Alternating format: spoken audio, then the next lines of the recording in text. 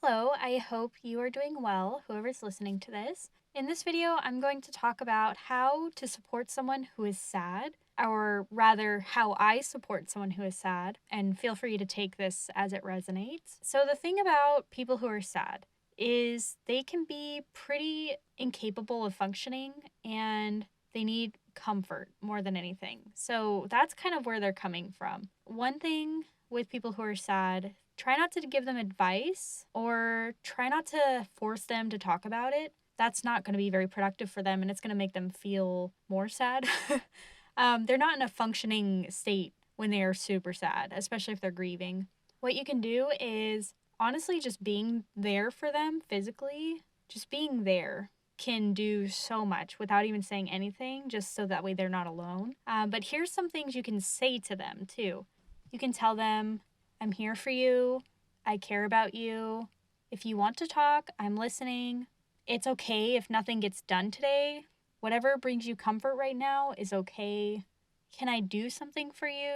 An example could be like picking up food for them, because chances are, if they're super sad, they're gonna eventually get hungry and also not have the wherewithal to actually go get food. Another thing you can say to them is how you're feeling is okay.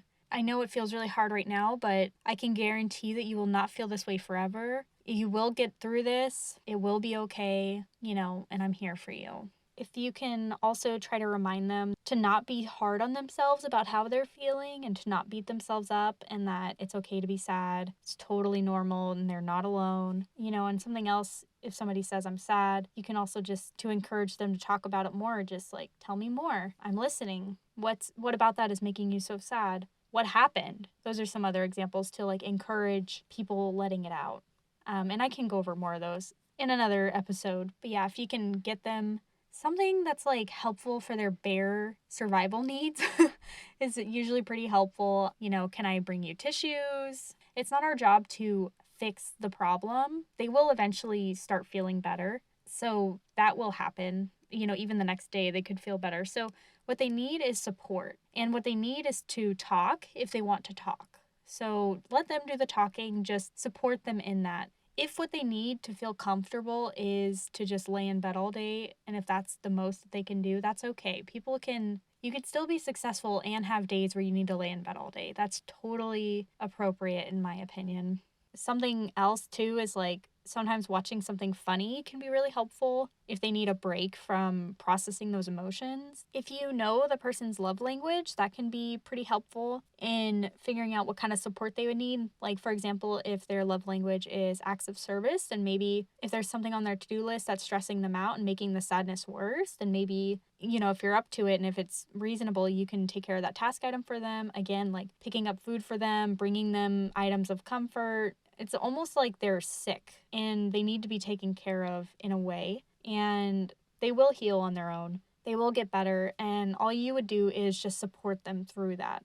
If their love language is words of affirmation, it's like, yeah, again, like, I'm here for you. I care about you. You mean a lot to me. You're going to get through this. You got this. If their love language is physical touch, depending on your connection to this person, something comforting, depending on, how they like to be touched and if they like to be touched. But I know when I'm sad and I don't want to talk about it, it can be so helpful when my partner would just rub my back. It does wonders. And without saying anything, it just helps so much for me to calm down and feel better. Rubbing their back, rubbing their feet, giving them a massage, playing with their hair, whatever it may be. Maybe just holding their hand, giving them a hug. That can be really comforting and just make them feel like they're not alone.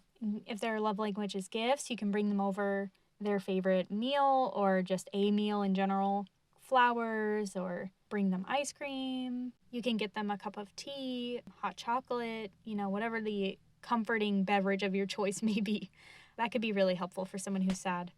If their love language is quality time, it may be that you're just there with them. Maybe you start spending more time with them. Maybe you offer to, go out somewhere and have a cup of coffee, or just come over and just be there with them. Or maybe you offer to, set up a regular time where you guys can get together. The hardest thing with people who are sad, in my experience, is just the feeling that you're not getting anything done and you feel bad about that. So you feel bad about feeling bad.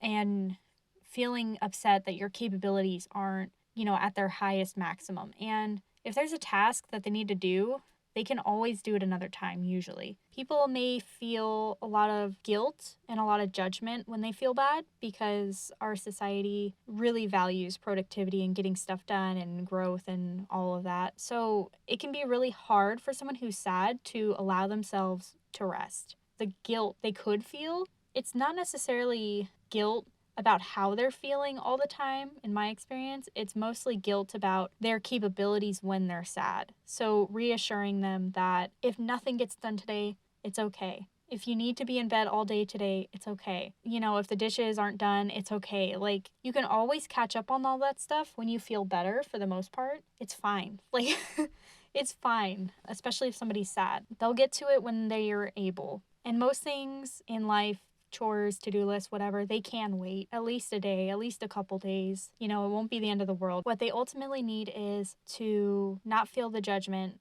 from anybody about anything, to be able to relax. They need comfort, and it's okay if nothing gets done. It's all just like a societal construct anyway, that we need to get things done all the time and not process our emotions. They might need to just talk too. Let it out. And if somebody's sad, like, please do not do most of the talking. This is just from my personal experience.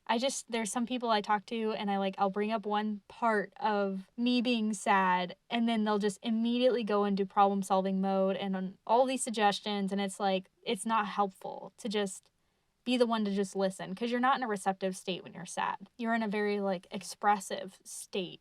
You need to let it out. You need to talk it out. You need to express, not take in those states. I have experience with depression and thankfully am currently not in a depressive state. And I haven't been for a while now, which is really nice. But I have experienced pretty bad depression and plenty of sad days in general. So this is also a list of things that have helped me personally and things that I wanted to hear when I was in those states. And there is kind of a difference between what I share with you about someone who is sad versus somebody who's depressed. Some of the advice for someone who's sad might be a little more topical than someone who's depressed, and may not be as recommended to someone who is depressed versus just sad. Long story short, just in terms of vices and kind of making the problem worse. This is just somebody who is just experienced some grief, super sad about a breakup, for whatever reason is having an off day, lost their job, etc. So that's the intention here. Yeah, that's that. I hope that this information is helpful. Sometimes it's really hard to know what to say to somebody who's sad. I get it. And, as a certified life coach, I've talked to a lot of people who are currently in a sad state, and this seems to help, at least from my own experience and training. I hope that some of this is helpful for you and resonates. Hopefully you learned something, and I will talk to you next time. Thank you.